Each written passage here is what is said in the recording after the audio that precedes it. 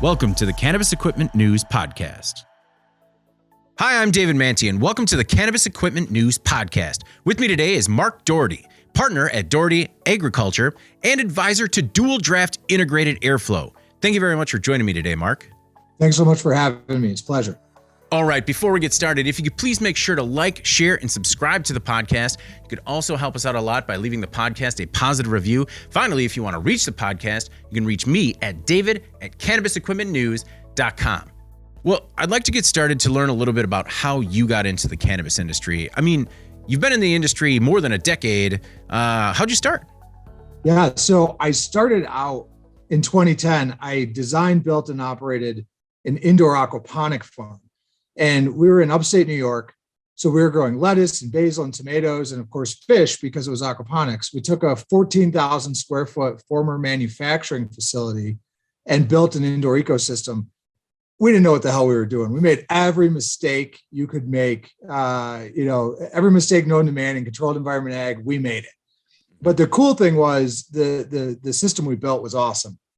4,000 or 5,000 gallon stock tanks, biofiltration, manual or mechanical filtration. And then that water flowed into 7,000 square feet of canopy that was deep water culture vertical racks. We actually built our own racking system, and it was 12-inch deep water culture, so rafting. Then we had a bunch of media systems in there as well. And, designed it, built it, operated it for 3 years. Got to a point where we just couldn't turn the corner on profitability, couldn't keep pumping cash into it, and unfortunately had to shut the facility down. Learned a lot. I got a PhD in indoor farming and all of that. And, the market has evolved so much in the last decade. I always say, this industry is aging in dog years. So every quarter in this industry is like 3 or 4 years in a normal industry of evolution. So from there, as I was shutting that down, I had been doing some consulting. There had been a lot of folks that would reach out to us and say, hey, we want to open an aquaponic farm, or we want to grow indoors, this kind of thing.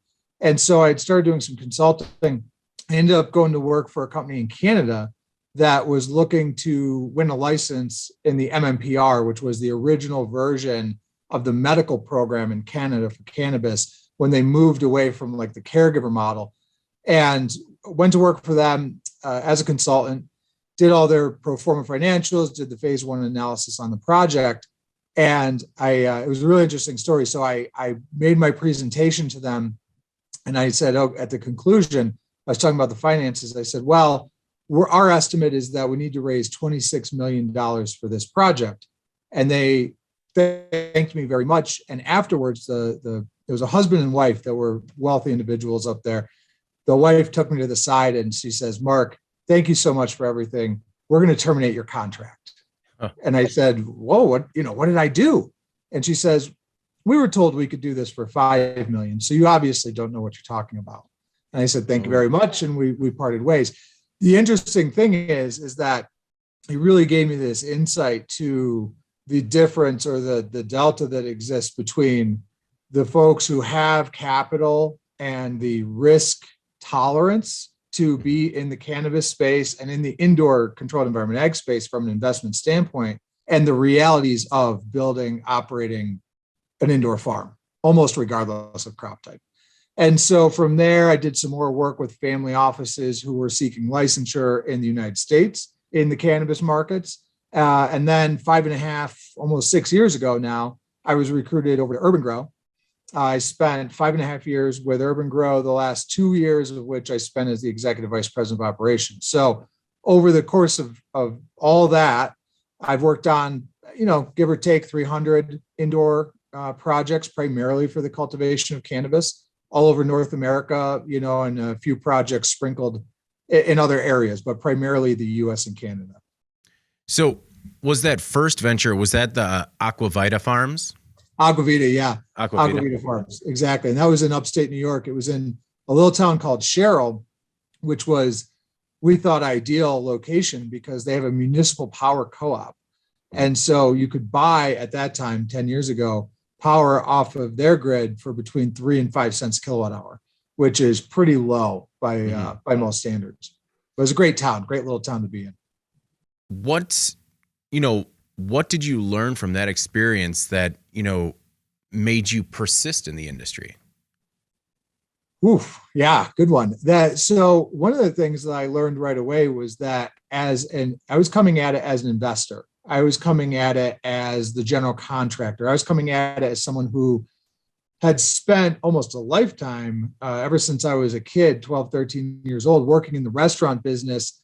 And I thought that the play was this better than organic produce. I thought that the play had to do with reducing shipping miles and these types of things. I undervalued the reality of cultivation. Mm-hmm. I undervalued how damn difficult it is to be a farmer.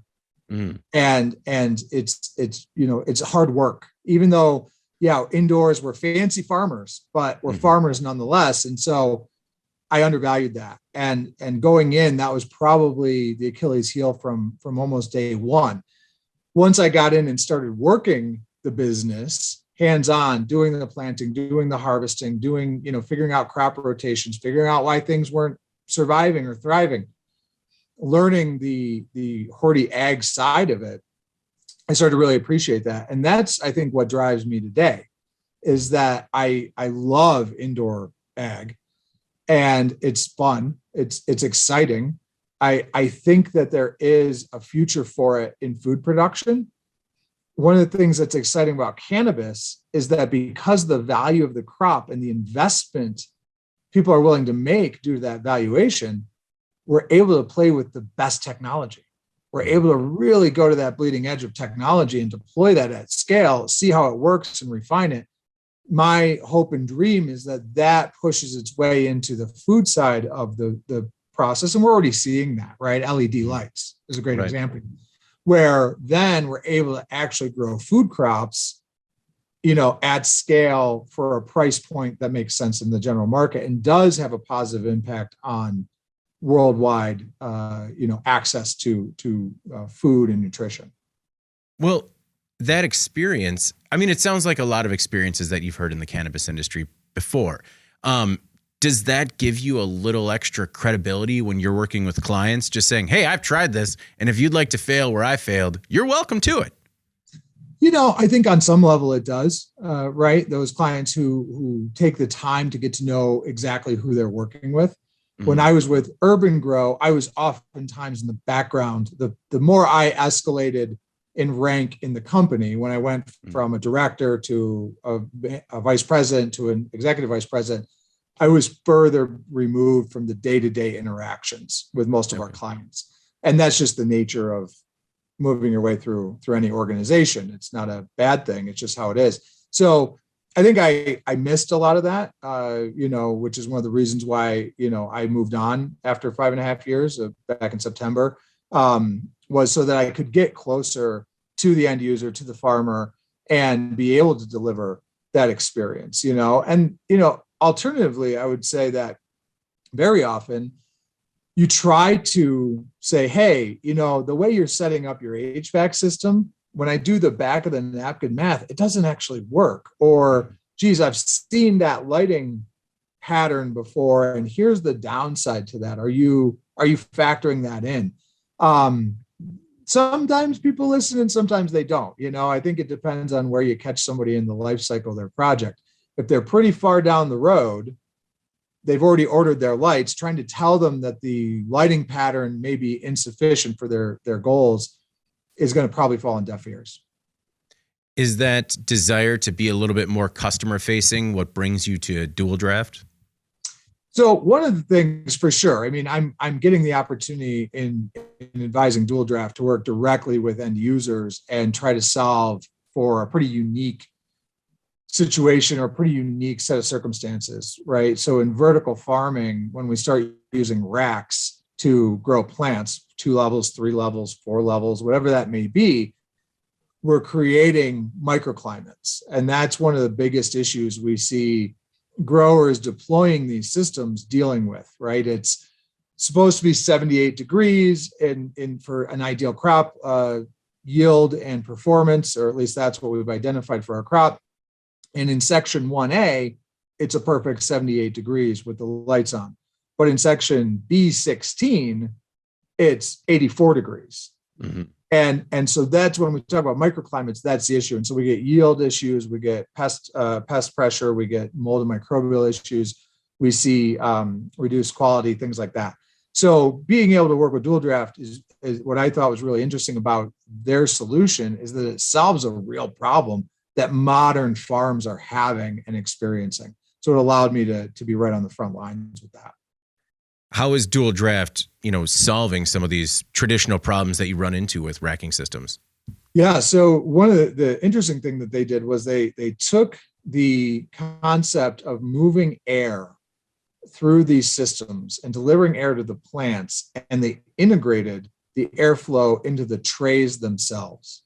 Mm-hmm. So we've seen where when we first started deploying racks, and 6 years ago, when we were designing facilities, very few were using racking solutions in any capacity. I would say 10% in that neighborhood might be using racks in veg, typically stationary racks. Most of the facilities, the discussions we were having 6 years ago was, hey, why don't you try these rolling benches, these flat single tier rolling benches? They're going to increase your usable space or canopy to, floor to canopy ratio. We're getting pushback on that concept. And so very, very quickly, I would say now we're seeing about 70% of new builds, maybe a little bit higher than that, are using racks either in veg, flower, or both. And so, with that, what we're seeing is this having to deal with these issues. And traditionally, what we said was, all right, well, we used to use oscillating fans on the single tier, so let's just put up a bunch of oscillating fans. Well, that didn't quite work right. Well, then we said, well, we can get these panel fans and we can strap them to the end on the racks themselves, and we can blow air down the rack above the canopy. And then, okay, that doesn't quite work right. Then we said, well, what if we put an airflow system above the lights and that blew down right onto the plants? And then that works pretty good. So then what the guys at DualDraft came up with was putting the air box and the plenums into the tray itself allows you to deliver air up through the canopy of the plant and over the canopy of the plant at the same time. The other little trick they came up with is that the tray itself is structural and fully draining. So they address not only the microclimate issue, but the drainage issues that we're starting to see on these racking systems as well. The ability to deliver air under the canopy in such an elegant fashion is something that really caught my eye when I was first introduced to these guys, because I've walked into quite a few vertical facilities where after they've gotten up and running for some period of time, they've tried to come up with their own way of delivering air under the canopy. Mm-hmm. Take a can fan, strap it to a little duck sock, run that down the tray or a perforated tube or something. None of it is really cleanable. It's in the way, things like that. But most growers recognize the value of under canopy airflow as being, really superior when it comes to, again, reducing those microclimates, but also just delivering CO2 directly to the stomata, increasing transpiration, which of course is going to increase the vigor of the plant. So is this a solution that you need to spec in at the beginning, while you're designing your grow operation, or is this something that could be, retrofit into an existing facility? Yeah, I mean, most of the folks that we're actually working with at the moment are retrofits. We've had, So, the typical life cycle of a new build on these projects is 18 to 24 months. And as much as every customer that I say that to tells me that they're going to be different, it's 18 to 24 months, right? Mm-hmm. From the time that they start to the time they actually put plants in the building. So those are very long lead times, very long sales cycles. So the folks we're talking to now about their new builds, we've got months before we'll deploy those. It's very, very easy in a new build scenario because you actually save money on the racking systems by using our system. There are certain components that you get to strip out of the cost. On a retrofit scenario, that's where we're seeing customers who've been up and running for a year or two using racks, and they're realizing, holy crap, this microclimate issue or this drainage issue is causing me to lose yield. It's causing me to have PM, powder mildew issues. I'm getting different TAC, TAC or THC readings I've got this OG Kush growing on this level. It's the same plant up here, but I'm getting different readings, and that's throwing off my testing.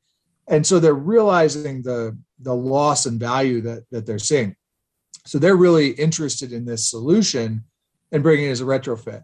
When we do it as a retrofit, because we have a myriad of racking solutions that are out there, GrowGlide, PIP, Montel, et cetera, IGE builds a rack, and they're all a little bit different. So we do go in and we do, ask for pictures of the end caps and different things to make sure we're gonna be able to fit in properly. But 90% of the time we fit onto any standard rack. So it's a fairly easy swap out. What's fairly easy in terms of time and cost? I mean, depends on how big the room is, but we're working on a project right now with a company in the East Coast where we're swapping a room that is 4,000 square feet of canopy, 3 tiers high. And we're estimating with a 5-person crew, it's going to take us a day to swap those trays, take out the old trays, take out the old mesh, put ours in, put the boxes in. Well, and when you're talking about pest and mildew problems, yield problems, I have to assume that the ROI equation that you're offering is pretty attractive. Sure. They a 2% yield increase on a 15,000 square foot canopy outfit puts your payback at just under 12 months. So It is a pretty attractive opportunity. And that's a 2% yield increase. We feel pretty strongly that we're going to be, as we start to roll some of these studies we're doing currently, and we have a study right now that we're getting ready to embark on in Sacramento, where you're actually the first to hear about this. So this is breaking news, if you will. So we have an installation at a facility in Sacramento called the Blue Goose Flower Company.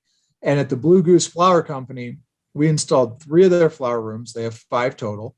They're a flower only company. So they bring in all their veg work and they just finish and flower, which is a great opportunity for us to beta test. So we've got 3 rooms with DualDraft, 2 rooms with standard offerings. And we're getting ready to deploy a test in conjunction with a company called Adiza. And Adiza is an Internet of Things, high density Internet of Things company. They build sensors, sense and control. And so we're deploying these Adiza sensors in a very high density. So there'll be 4 to 5 sensors per 16 square feet, both above the canopy and under the canopy. Those sensors are then going to flow back to a portal, and that'll create a dashboard where we'll be able to see the real-time readings in both the room that we have as sort of the standard offering room, if you will, versus the identical room next door to it that's a DualDraft room. From there, we'll be able to record all of that environmental data in real time at a very high density, robust level, and then compare that to the yield data as those rooms come back down. That's one of the first tests that we're doing in the real world, where we'll be able to show that this improved airflow, improved drainage, improved environmentals overall is going to have a positive impact on yield. Right now, everything's pretty anecdotal as far as that goes. I hear a lot of excitement in terms of bringing more IoT into the industry, but a lot of times people find it to be cost prohibitive. Is that something where you sort of partnered with, is it Blue Goose, you said? So the Blue Goose is the grow in Sacramento, where we have an installation of 5,000 square feet of canopy. Adiza is the IoT company that's providing the sensors for the study. Okay. So did you partner with Adiza on the cost for the sensors so you could get the study sort of rolling? Yeah, so it's a true partnership in that they're providing the sensors, we're providing the real world environment to do the study. We'll be conducting it together. We are in talks with a couple other partners possibly as well, and we'll be releasing the information jointly. So what I think is really cool, and the cool things we're going to be able to do with this is that the dashboard is actually going to go live. So if you or a grower anywhere else, or somebody interested in DualDraft, or somebody interested in Adiza said, hey, I want to see this thing in real time, they're going to be able to log on through our website, click a button, and they will be taken to the portal that will open up a dashboard, and they'll be able to look through the room and see that hey, it's irrigating right now in room A, it's irrigating in room B. And in room A, we're getting a 20% humidity spike under canopy. And in room B, we're stable, right? Right. That's the kind of real world data that we're looking to be able to show people very openly, and have them, kick the tires on that. And so I think it's a really exciting study. It's first of its kind. And then we have another partner actually back east who we're talking about the same sort of work with. So we'll really have some robust in-field studies to back up the conceptual idea that mitigating microclimates, improving drainage, improving airflow is going to lead to better outcomes. Well, and that could be an incredibly powerful tool as well, because we hear a lot about people making various claims in the industry, but never really being able to back it up with data or, sort of after they're installed. It's hard, right? Because, most of I think part of it is that a lot of companies, in my experience, when they engage with a new customer, they don't always go in forthright in the fact that they say, hey, listen, we want your help in advertising our product. We want your help in bringing this product to market.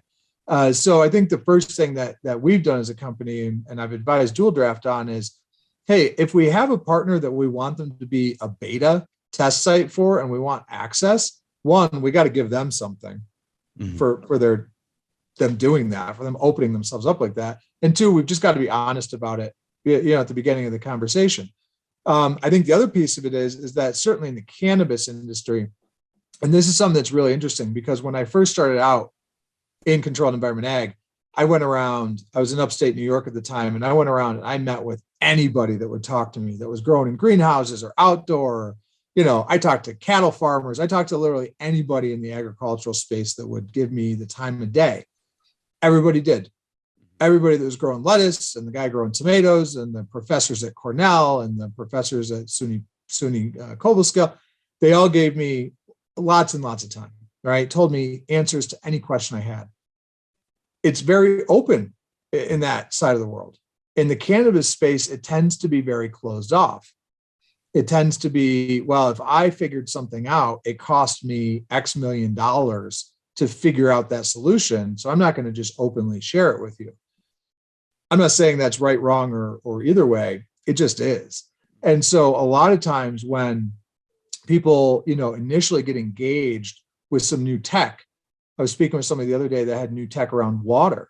And I said, well, are you doing any white papers or studies with your clients? And they said, well, the problem we have is once they realize how it increases their yield, they don't want to tell anybody about it. And we see a lot of that. So forming good partnerships, I think, is really important to being able to sort of share the good news, if you will, about the new technology. And, having these studies, I think, is important, not only for new users, but the industry as a whole. If we're really going to push it forward, right, and scale to the level that federal legalization would certainly bring to us, I think, as a whole, we have to be looking out not just for our own interests, but the industry collectively.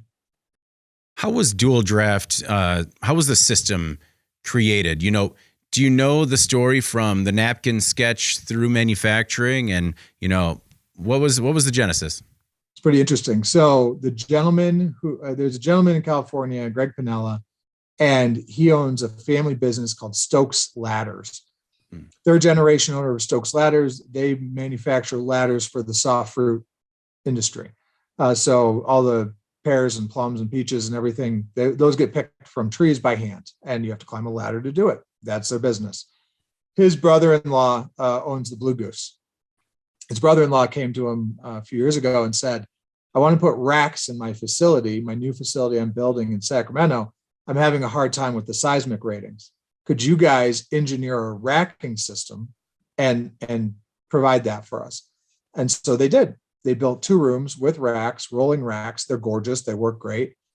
And they met the seismic rating.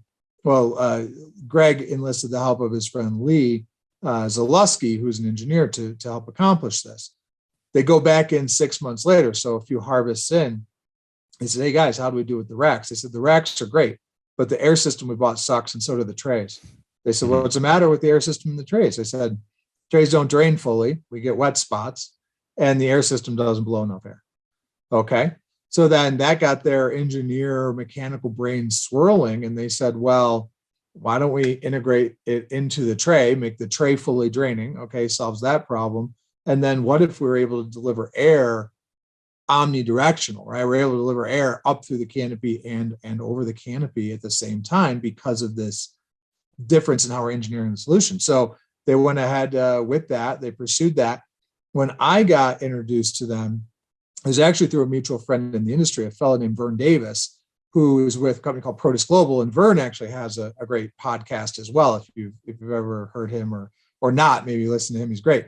So Vern called me up and said, hey, I've got this friend out in Sacramento. They came up with this idea for vertical farming. I know that's kind of your thing. Would you talk to them and offer some assistance? I said, of course. So I ended up having a call with these guys, and I'll never forget it. I had flown into New York. It was early in the pandemic. I was traveling back to check up on my mother and to go see my oldest daughter who goes to school in the New York City area. She's in college. And I wanted to make sure everybody was okay and see everybody. I'm flying back. I get a rental car to drive from Binghamton down to the city. And I do this call in the rental car with these guys.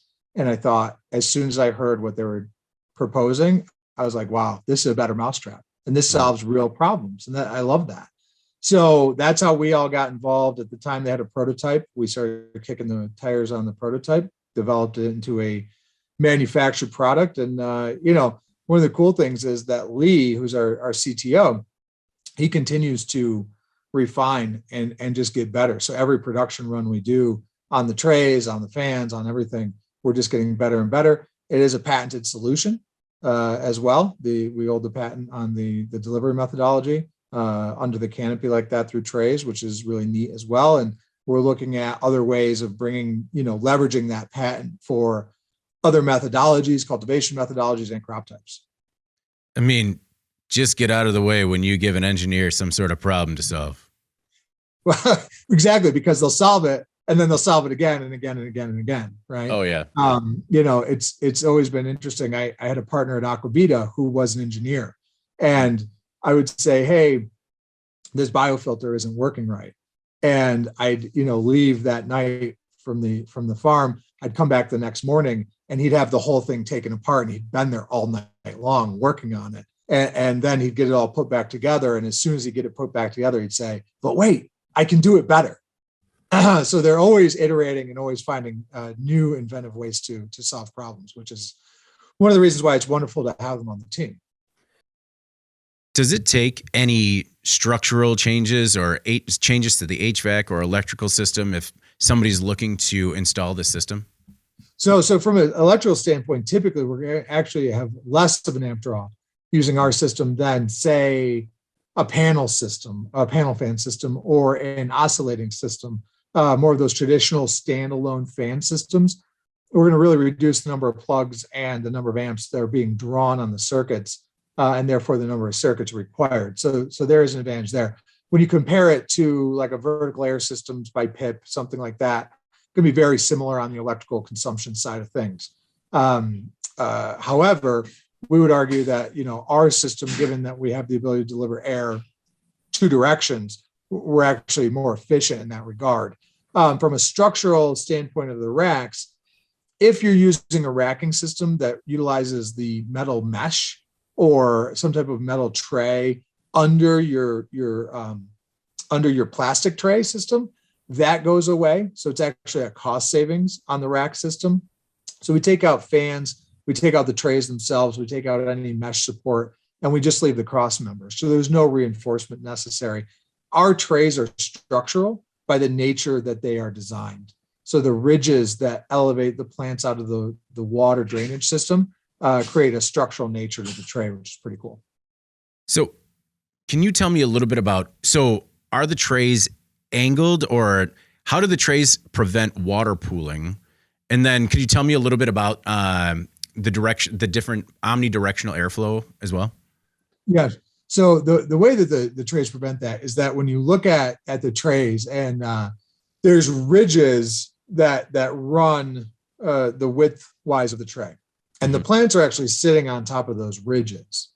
Under the ridges, there's alleys that are angled from the center or pitched from the center of the tray to the edges, and then from the edges of the tray to the drain holes. So that is, the plants are literally elevated, and then the drainage is underneath. It's taking place underneath. From an airflow standpoint, the air is being delivered from the fans into the fan box. The fan box is actually a tuned fan box, so that we're not getting that turbulence that you would see with a right-angled fan box. So we're able to deliver a very consistent airflow above, in the 12 meters a second range at the outlets across down 50-foot runs. From there, the air is then directed. It goes into the plenum, which is sandwiched in the tray itself, and then is directed up through the canopy through transverse ducts that plug in on the tray and direct the air through the canopy of the plant. Or if it's sitting above the plants, then it's directing air above as well. So on all levels, we're getting under canopy and over canopy airflow on every single level. And then on the very top level, we cap that with a plenum only to deliver that downdraft to those plants. When did DualDraft debut as a product? So we actually debuted officially at MJBizCon this year. So about 6 weeks ago. Mm-hmm. And we had a great booth there, tons of activity, tons of traction. The show this year was really phenomenal, especially given all the difficulty of the pandemic and everything that's still going on in the world. Really well attended, really super engaged attendees, and it was a great show for us. So that, since then we've engaged with numerous clients, some of which, are the MSOs of the world that have expressed interest. There's, one of the things that was really validating for me is when a grower who I know has significant experience, right? They've got 4, 5, 6, 8, 10 cultivation facilities spread out all over the country running different cultivation methodologies. They've been in it for, 10, 12, 15, 20 years in the cultivation game. When they walked up and saw the demo unit in the booth and they said, "Oh yeah, that solves my problem," before they even talked to us, I was like, wow, okay, great. That feels really good, right? That validates my theory. And we had a lot of that, this year at MJBiz, and continue to. I mean, one of the things we're able to do is take prospective clients who want to see the system in action in a living facility. We can take them to Sacramento, to the facility I mentioned earlier, show them around. A lot of folks, love to kick the tires on new tech before they buy into it. So we have that ability as well. And, that's been an exciting part, is to bring growers who have experience, because there's a big difference between someone who's just embarking on a $20-30 million cultivation facility, but they've never actually grown at that scale, and what they think is about to happen, and then dealing with customers who have 4 or 5 of these places up and running, and they're in the trenches on a day-to-day basis. Okay. In terms of that conversation, how is it different between the two different types of people? Well, for folks who are, investing $400 a square foot to build out a facility, their assumption a lot of the time is that, oh yeah, it's not easy, but man, it's going to work. And like we started out talking about, when you try to say, well, your light levels are a little low, or geez, why'd you go with this decision? Or, you start to look at some of the decisions and how they operate on the whole. I always say we're building living, breathing machines when we build these controlled environment ag facilities. And so everything is holistically intertwined. So if we're undersized on HVAC, it doesn't really matter how good your airflow is, right? You're just not going to be able to cool and dehumidify that space. So a lot of times we see where there is that over assumption of how seamlessly things are just going to start working. My experience is that most of these indoor facilities, if they're commissioned properly, then they take about 3 cycles to really start to rein them in and really start to understand them. A gentleman who is an investor in the space and who used to be part of Forefront, I forget what they're called now. They used to be called Forefront Advisors. Then they were Forefront. Now there's something else. But he was part of that. Now he's with Bengal Capital. He said to me, all of these facilities have personalities and you don't get to know them until you flip the switch. And I thought, that is exactly true. Oh yeah, exactly true. And a lot of people new to the industry or new to indoor growing, they don't get that. They think it's like a robot that is just gonna, you press the button and it just goes. And it's not it at all. It's very much a living, breathing entity, a mixture of, biology and mechanics coming together. It's a cyborg, right? I mean, that's what it is. It's a cyborg. And so, you've got these thousands or tens of thousands of living, breathing plants. They want CO2. They want to expel oxygen. They need water. They need nutrients. They need light. They need temperatures, control of variables and parameters. And then you've got all these mechanical systems where you're trying to do that. Then you get somebody who's operated for a while and they get like, there's going to be some difficult days. There's going to be some tough times. I mean, I can't tell you how often I'm ready to do a call with somebody and they go, oh, geez, I got to reschedule. The HVAC unit on room 3 just stopped working for some reason. I was in a big facility in Michigan earlier this year, and we had a nice tour with the facility manager, and we're walking around, big, beautiful facility that had been operational for a while now, maybe 2 years. And all of a sudden, he says, oh, I got to go. He's getting blown up. One of his rooms had hit like 90 degrees because the HVAC unit had crapped out, and he had to be the one to go save the day. So once you have that more hands in the dirt operational experience, I think it really changes your outlook. Not to say that you don't still love it, and it isn't part of the excitement, right? But I think your value that you place on solutions to understood or experienced problems is higher than a value placed on solutions to problems you haven't yet experienced. Yeah, it's sort of the misconception that automation means lights out manufacturing or lights out operations. True. Yeah, absolutely. And in this case, it's really not the case. So how is DualDraft available? Is it available through a partnership with Urban Grow, or do you do direct sales from your website? How does it work? So we do have a partnership with Urban Grow. They're a sales partner of ours. And we have a great relationship with them. They have a terrific sales team and infrastructure built to manage the sales process, which can be, even for an operational facility, can be quite lengthy. In fact, we were doing a deal just the other day with them, and we had a call with the principals of the cultivation operation. They said, great, this is what we want to do. We're going to move forward.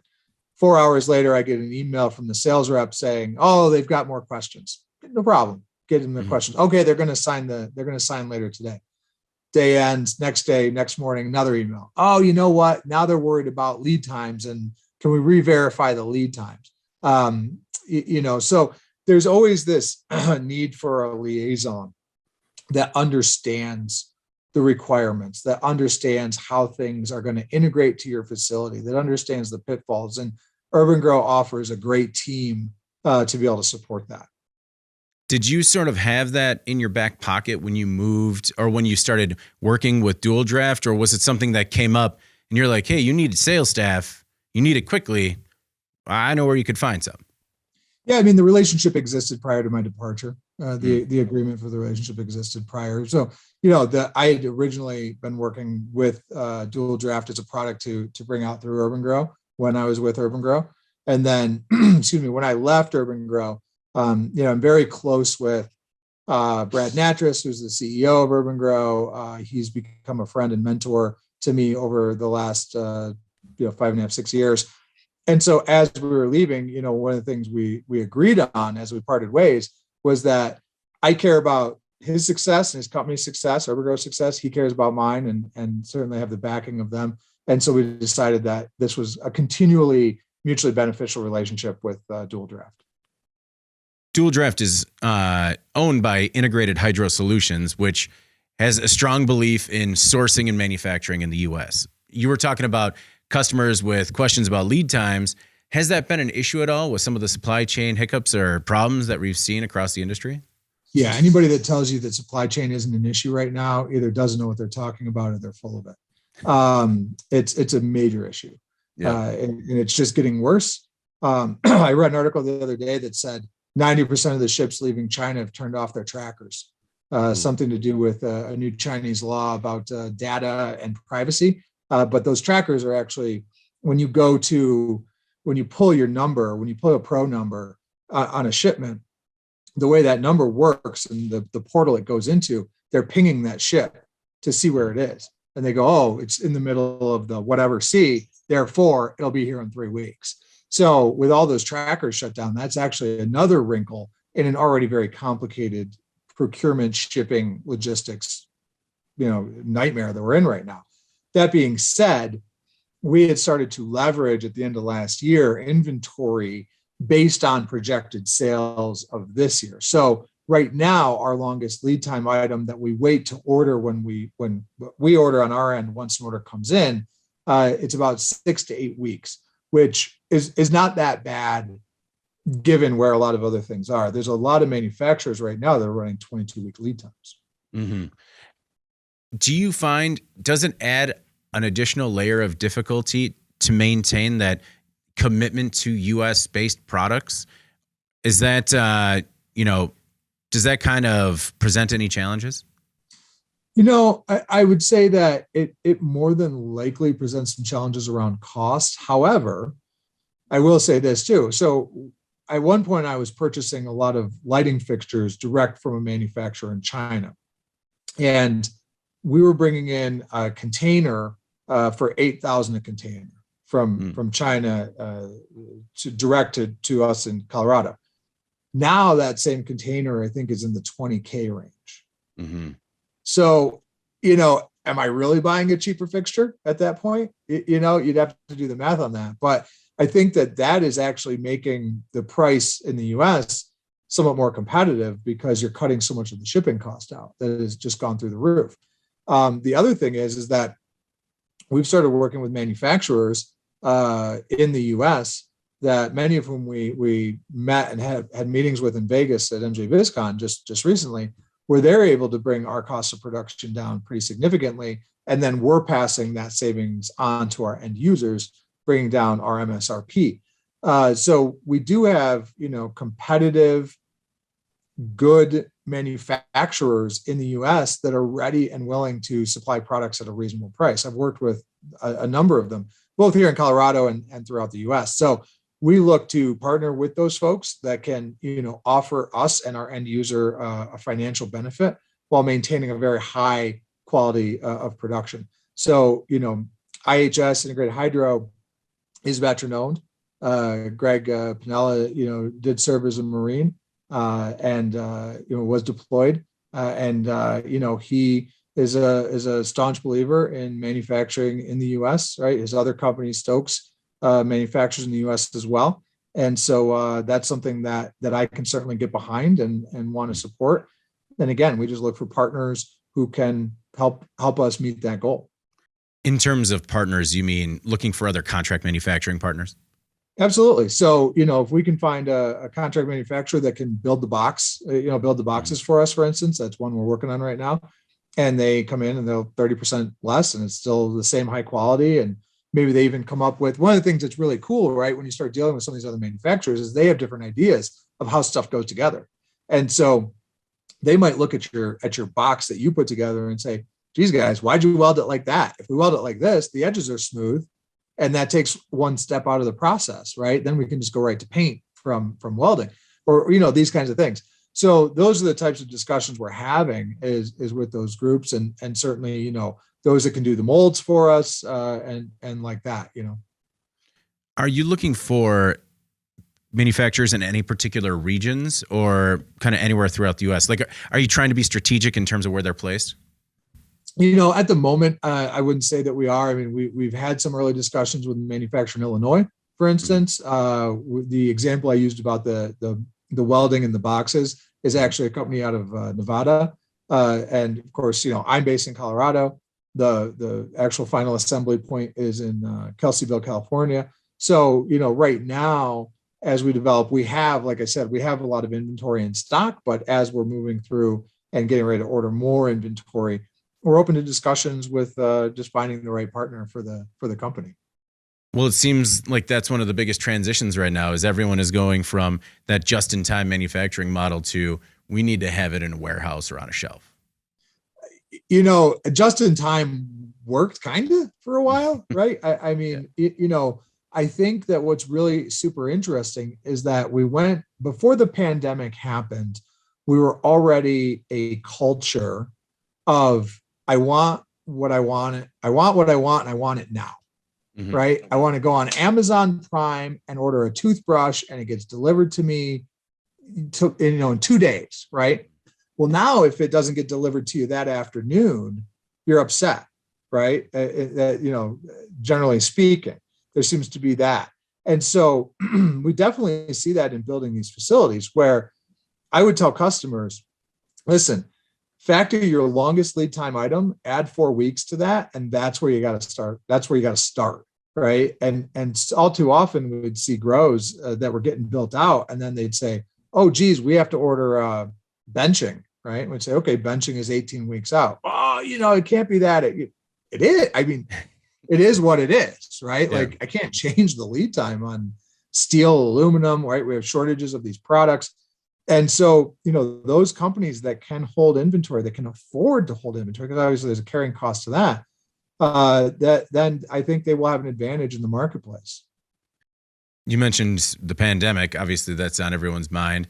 How did DualDraft go about launching a business amid one of the biggest challenges to face the entire industry, the entire population in a long time? Yeah, I mean, I think for one, they're working in an industry that, went from illegal to essential in 8 years, or however, whatever time frame you want to put on that. So that's fairly important to note, right? Is that there's still robust demand for cannabis, for cultivation, therefore for cultivation equipment, supplies, and these types of things. And so, in that, I think then, for us personally, right? A lot of people say, well, how do you get through that or whatever? I just kept my head down and did my job. Mm-hmm. I mean, quite honestly, I looked out for my family. I cared about what was going on with my wife and my 3 girls, made sure my mother back east was doing all right, and just minded my business and did my job. Like that's how I got through it, Okay. And when I needed to travel, I traveled. And when I needed to put a mask on, I put a mask on. Right. Yeah. And guess what? Life is great. Life is great. And I get that that's not true for everybody. And I feel for people who it's not true for, but boy, I mean, it's been difficult. I know early on, when nobody knew which end was up, it was pretty freaking scary. But I think once we all kind of took around and a look around and went, okay, the sky's not really falling, is it? And we're going to be okay. On the grand scheme of things, we'll get through this. We're resilient. We're resilient people. Then, okay, well, what's the next thing? What's the next innovation? And these gentlemen, came up with this idea. And luckily, as we were ready to really, truly launch it, things like trade shows opened back up. I know at the beginning of the year when I was still with Urban Grow, we were sitting around in marketing meetings going, are these trade shows even going to happen? Do we want to say we're going to be in Vegas if you can't even go to Vegas in October, September, whenever it is? And then slowly as the year went on, we saw, okay, we're pretty confident that these things are going to happen. The general attitude of the I don't know the whole world, but at least the US seemed to change a bit and open back up. And so that was perfect timing for Integrated Hydro to really launch the DualDraft. And then I think what you'll see is as we enter 2022, that's where we really start to gain traction, momentum. You're going to see some big announcements, or one of which I already let the cat out of the bag on here on your show, which is the relationship with the diesel, which is extremely exciting. So we have the relationship with the diesel, the beta test at the Blue Goose that's going to take place, the open portal to the dashboard that people are going to be able to access and learn and see what's going on in real time in these cultivation environments. We have another project going on the East Coast that's going to be huge, and some other great announcements that you're going to see really start to roll off the presses here as we enter 2022. Well, I'm really excited to hear them as they come out. And thank you very much for sharing that on the show. That's just really cool, man. It's, anytime you hear of something new and exciting going on in the industry, I just get excited by listening to it. So thank you very much for bringing that. Yeah, I appreciate the opportunity to share it with your listeners. The one thing I want to ask before we get out of here is, you started as a farmer. Do you ever miss it? Do you ever want to get back? Oh yeah. I miss it. I miss it terribly some days. And so we talked a lot about DualDraft, but one of the reasons why I formed Doherty Ag when I left Urban Grow was because I had a lot of these different opportunities, folks who I've just established relationships with over the years that I think have come to realize that, one, I care about their success, and two, I'm just no BS. So if they want a straight answer to a problem, I'm going to give it to them, or I'm going to find the person that can do that. And so, I've had a number of opportunities, and one of which is I'm actually working with another group on the Doherty Ag side, consulting on their cultivation, improving yields, improving quality, improving consistency, not using the DualDraft system. They're a single tier facility, but other implementations of cultivation methodology, technology, automation, reduce their cost of goods sold so that we can, while still increasing their yield, really with the goal of getting them a higher valuation, going to the market, raising money. I have a lot of good contacts on both the debt and equity side of the capital, so I can bring that to the table. And so, that's fun for me as well, right? Is because then I'm in the grow, I'm seeing what's going on, I'm helping solve problems in the cultivation facility, and I love it. Yeah, it's definitely a passion. How do you juggle that role at Doherty Ag, your role as an advisor with DualDraft? How do you find enough hours in the day? So, it sounds terrible, but my hobby is work.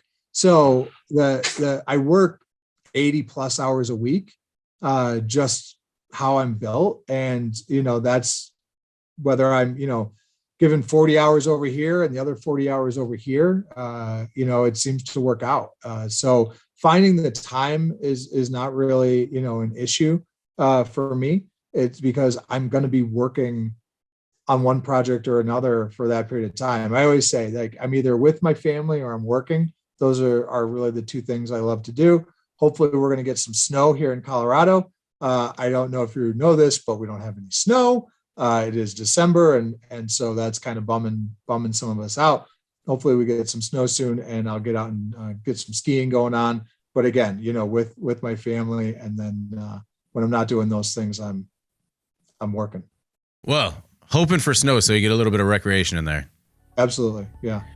Well, thank you very much for joining me today. I really do appreciate it, and thanks again for providing the insight. Absolutely. Thank you so much for your time. All right, before we get out of here, please make sure to like, share, and subscribe to the podcast. You could also help us out a lot by leaving us a positive review or a like on YouTube. Finally, if you want to reach the podcast, you can reach me at david@cannabisequipmentnews.com. Oh, and also if you want to subscribe to our weekly newsletter, you can find us at cannabisequipmentnews.com. That's a new one, so that's why I stumbled. All right, for Mark Doherty, I'm David Manti. This is the Cannabis Equipment News Podcast. We'll see you next week.